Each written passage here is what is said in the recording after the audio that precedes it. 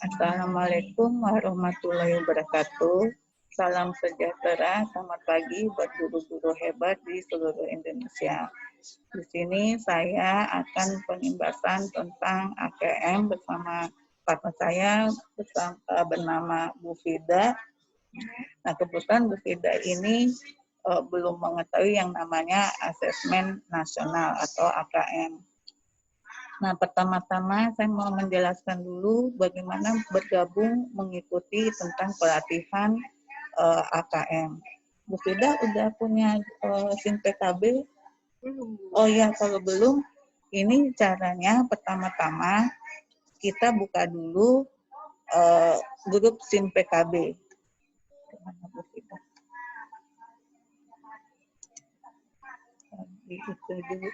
Di apa namanya, di Google.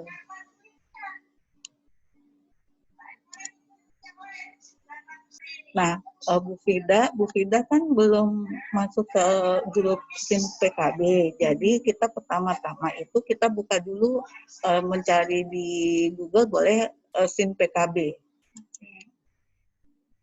Nah, di sini Bapak Ibu guru juga bisa lihat. Nah, di sini kita masuk ke SIM PKB.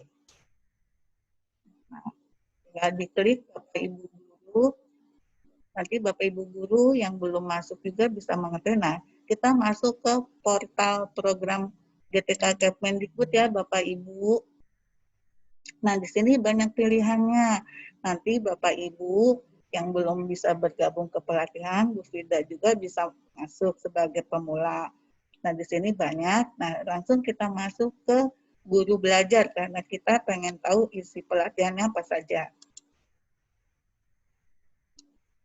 Nah, untuk masuk ke SIM PKB ini, itu harus punya akun Bapak Ibu. Bapak Ibu harus ikut dulu ke dalam UKG. Nah, di sini Bapak Ibu, Bu Fida bisa lihat pelatihannya ya, yang akan Ibu Fida mau ikut. Kebetulan saya di sini yang sudah bisa ikut, masa pandemi sudah lewat, itu ada PKH, nanti saya angkatan 8, dan kemudian, nah ini yang asesmen kompetensi minimum. Kita klik dulu, Bu Fida. Nah, di sini Bu Fida nanti setelah masuk gabung ke grup AKM, Bu Fida nanti akan melihat seperti layar seperti ini. Bu Fida tahu angkatan, beberapa kebetulan saya angkatan 2, saya sudah 100% selesai. Nah, apa saja sih Bu Fida ingin tahu ya, isinya apa saja, kita bisa lihat di klik tautan. Nah, ini adalah untuk masuknya, jadi Bapak Ibu guru yang belum masuk gabung di SIM PKB bisa mengikuti dulu untuk bisa punya akun. Nah, bisa langsung klik masuk, kebetulan ini pakai akun saya. Nah, di sini ya Bapak Ibu, di sini materi tentang pelatihan AKM, Asesmen Kompetensi Minimum. Di sini saya sudah 100%. Nah, ini Bu Fida isinya adalah tentang topik orientasi guru belajar, itu ada 3 topik, pengantar, kemudian konsep, teknis pelaksanaan, sistem literasi, numerasi, pasca program, dan tindak lanjut. Nah, ini semua harus diikutin. Nah, ini karena saya sudah selesai, jadi materinya tidak bisa terbuka. Nah, ini kita langsung lanjut ke pengimbasan setelah saya mengikuti pelatihan. Jadi seperti ini ya Bapak Ibu. Nah, sekarang Bu Fida tadi udah saya jelasin tutorialnya ya. Jadi kalau Bu Fida mau gabung ikut pelatihan, itu banyak di SIM PKB. Dan seperti tadi saya sudah ikut AKM.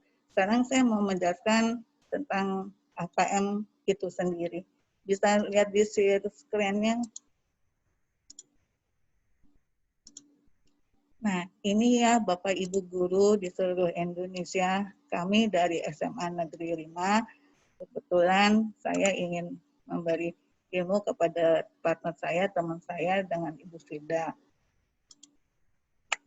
Nah, dari apa yang pelatihan telah saya ikutkan, bahwa bisa mengatakan bahwa negara dengan peringkat PISA terendah itu mempunyai skor antara 10 sampai 15 tahun terakhir itu sangat rendah ya Bu Fida. Jadi Bu Fida bisa lihat, oh ternyata PISA sudah sudah meneliti bahwa 71% siswa di bawah kompetensi minimum. Itu untuk tingkat matematika. Untuk tingkat membaca juga jadi kita sangat rendah. Nah, apa sih itu asesmen nasional? Asesmen nasional adalah pemetaan mutu pendidikan pada seluruh sekolah, madrasah, dan program kesetaraan jenis dan menengah. Jadi untuk meningkatkan mutu sekolah. Instrumennya apa aja? Jadi Bu Fida instrumennya ada asesmen kompetensi minimum, survei karakter, dan survei lingkungan belajar. Asesmen kompetensi minimum atau KM itu adalah literasi, membaca, dan numerasi. Kalau survei karakter itu mengukur sikap, nilai-nilai. Kalau lingkungan belajar sekolah mengukur kualitas pembelajaran. Lanjut Bu Fida. Nah, ini Bu Fida juga pengen tahu apa sih tujuan asesmen nasional. Asesmen nasional itu untuk meningkatkan mutu pendidikan. Jadi, asesmen nasional itu dilakukan untuk mengevaluasi kinerja satuan pendidikan, jadi guru, kepala sekolah, dan siswa. Pelaksanaan asesmen kapan? Untuk SD itu maksimal ada SD maksimal 30 siswa per sekolah. Yang diujikan ada kelas 5, kemudian SMP maksimal 45 siswa per sekolah, itu kelas 8, dan SMA itu kelas 11. Jadi nanti SMA Negeri 5 itu akan menempel kelas 11. Pelaksanaannya apa? Pelaksanaannya itu berbasis komputer dan adaptif. Jadi soal tergantung dari performan soal awal. Peserta mengerjakan tes literasi, numerasi, survei karakter, dan survei lingkungan belajar. Dilaksanakan 2 hari. Asesmen nasional itu dilakukan untuk murid SD, SMP, dan SMA. SD itu kelas 5, 8, kemudian SMP kelas 8, SMA kelas 11. Nah, apa sih yang diukur asesmen kompetensi minimum? Itu ada literasi membaca dan numerasi. Jadi, kenapa literasi dan membaca dan numerasi? Karena memang untuk bisa diimplikasikan kepada kehidupan sehari-hari. Literasi membaca itu adalah kemampuan memahami, menggunakan, mengevaluasi, merefleksikan berbagai jenis teks, menyelesaikan masalah, dan mengembangkan kapasitas individu dan warga dunia. Kalau numerasi apa sih?